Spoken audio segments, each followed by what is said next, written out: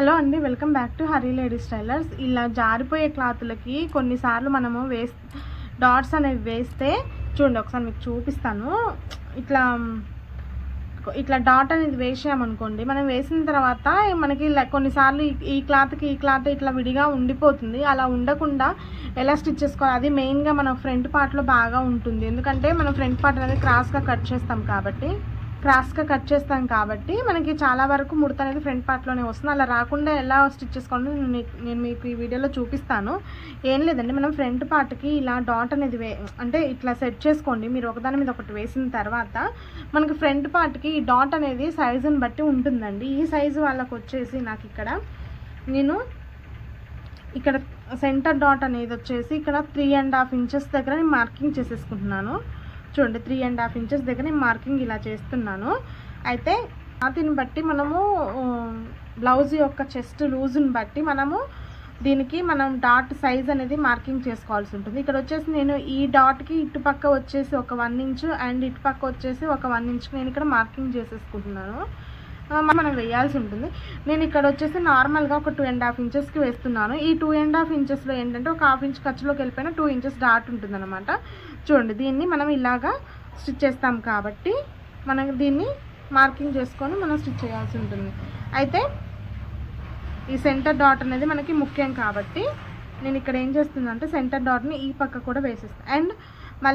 And మళ్ళీ ఇంకొక side అండి, మన హుక్స్ పట్టి కాజా పట్టి వైపు కూడాను మనము దీన్ని సెంటర్ బేస్ చేసుకొని వేస్తాం కాబట్టి ఇక్కడ వచ్చేసి మనకి 5.5 ఉంది కాబట్టి మనం ఇక్కడ 2.5 ఇంచెస్కి నేను వేస్తున్నాను. అలాగే వెడల్పు కూడా వచ్చేసి 2 ఇంచెస్ అయితే సరిపోతుందండి. ఓకేనా, 2 ఇంచెస్ అయితే సరిపోతుంది.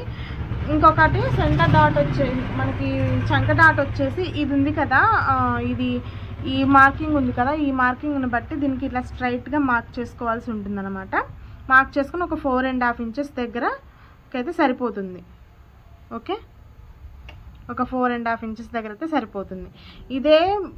ఇవే మార్కింగ్స్ను మనం ఇంకొక ఫ్రంట్ పార్ట్ కూడా ఎలా మార్క్ చేసుకోవాలంటే దీన్ని ఇలా పెట్టేసిన తర్వాత యాజ్ ఇట్ ఈస్గా మనం దీని మీద ఇట్లా పరిచామనుకోండి, ఇలా మనం ఒక 2 సార్లు ట్యాప్ చేస్తే ఏమవుతుందంటే మనకి ఇటువైపు కూడా మార్కింగ్ అనేది పడిపోతుంది. ఇలా మార్కింగ్ పడ్డప్పుడు మనం దీన్ని ఇక్కడ మార్కింగ్ చేసేసుకోవచ్చు అన్నమాట. ఓకే,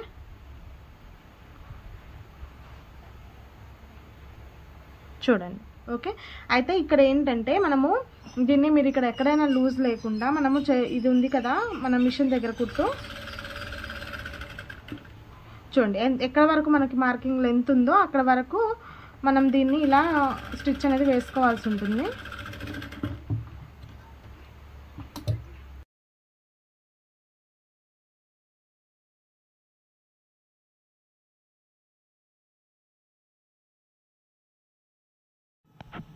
ఇలా మనం కుట్టు అనేది వేసుకోవడం వల్ల ఏంటంటే ఈ క్లాత్ అనేది ఎక్కువగా ముడత వచ్చే ఛాన్స్ ఉంటుంది కాబట్టి మనం కుట్టు వేసుకోవడం వల్ల ముడత అనేది రాదండి. మనకి మెయిన్గా మనం ఈ ఫ్రంట్ పార్ట్ అనేది క్రాస్ తీసుకున్నాం కాబట్టి కొన్నిసార్లు ఏమవుతుందంటే లైనింగ్ మెయిన్ క్లాత్ మనకి ఇక్కడ జాయింట్ అవ్వనమాట. అలా అవ్వకుండా ఉన్నప్పుడు ముడత వస్తుంది.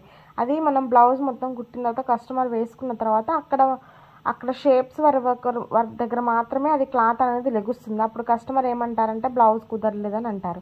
అలాంటి ప్రాబ్లమ్స్ మీకు రాకూడదంటే ఈ టిప్ అయితే మీరు మంచిగా బెస్ట్గా యూజ్ అవుతుందండి మీకైతే ఈ టిప్. మీరు అట్లా డాట్స్ వేసేసుకున్న తర్వాత మీరు అక్కడ నుంచి పట్టుకొని మీరు ఎంత వెడల్పు ఖర్చు అనేది పట్టుకున్నారో అక్కడ దాన్ని బట్టి మీరు పట్టుకొని పొడవు కూడా ఎంత పెట్టుకున్నారో దాన్ని బట్టి మీరు డాట్ అనేది వేసుకోవచ్చు. మీరు డాట్ వేసేటప్పుడు ఎప్పుడైనా కానీ కొంచెం ఎక్కువ తక్కువ అలా కాకుండా మీరు స్టార్టింగ్ పాయింట్ ఎక్కడ పట్టుకున్నారో అక్కడి నుంచి మనము ఎండింగ్ పాయింట్ వరకు స్ట్రైట్గా రావాల్సి ఉంటుందండి. లైన్ అంటే మీరు తీసుకునేది క్రాస్గానే కానీ ఆ కుట్టు అనేది వంకర అసలు పోకుండా ఆ కుట్టు స్ట్రైట్గా రావాలన్నమాట. కొంచెం తగ్గించుకుంటూ మనము ఎండింగ్ పాయింట్ వరకు వచ్చేసరికి చివరికి రావాల్సి ఉంటుంది సన్నగా. అప్పుడు షేప్ అనేది బాగా ఉంటుందండి. ఎందుకంటే మీరు ఫ్రంట్ పార్ట్లోనే కదా బ్యాక్ పార్ట్లో కూడా ఈ డాట్స్ అనేవి మంచిగా రావాల్సి ఉంటుంది అన్నమాట.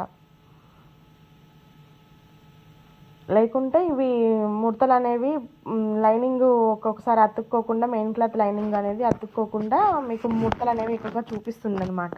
అన్ని క్లాత్లు ఒక్క తీరుగా ఉండవు కాబట్టి మనము కుట్టేదాన్ని బట్టి మనకి ఈజీగా పని అయిపోతుంది. ఫినిషింగ్ నీట్గా దేంట్లో వస్తుందో చూసుకొని మీరు స్టిచ్చింగ్ అనేది చేసుకోవాల్సి ఉంటుందండి. చూడండి, అట్లా కుట్టు వేసి ఇట్లా షేప్ పట్టీలు వేయడం బట్టి మీకు ఎంత నీట్గా వచ్చిందో. మీరు ఇంకొకటి గమనించాల్సి ఉంటుంది.